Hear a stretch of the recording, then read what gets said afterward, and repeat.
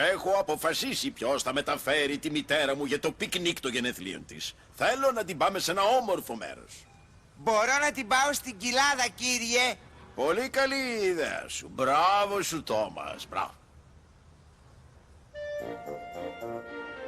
Αργότερα ο Τόμας έφτασε στο σταθμό με την Άννη και την Κλάραμπελ.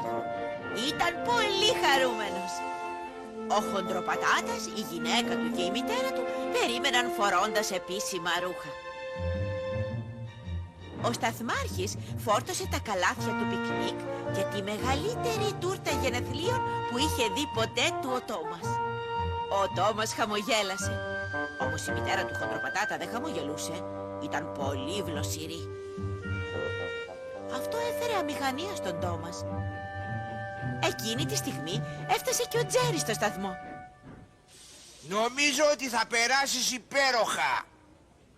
Ο Τόμας σταμάτησε να νιώθει αμήχανα. Ήθελε να απολαύσει το πικνίκ των γενεθλίων.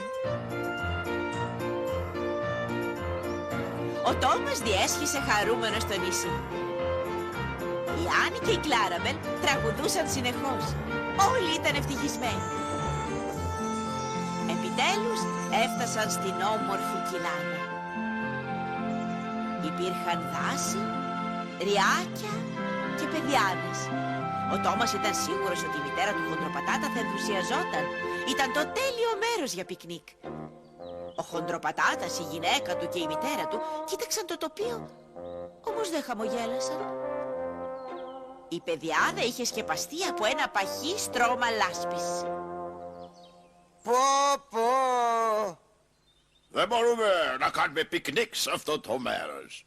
Πρέπει να σκεφτείς κάποιο άλλο. Κάνε γρήγορα. Η μητέρα μου είναι πολύ θυμωμένη. Ο Τόμας σκέφτηκε με προσοχή και μετά ξεκίνησε.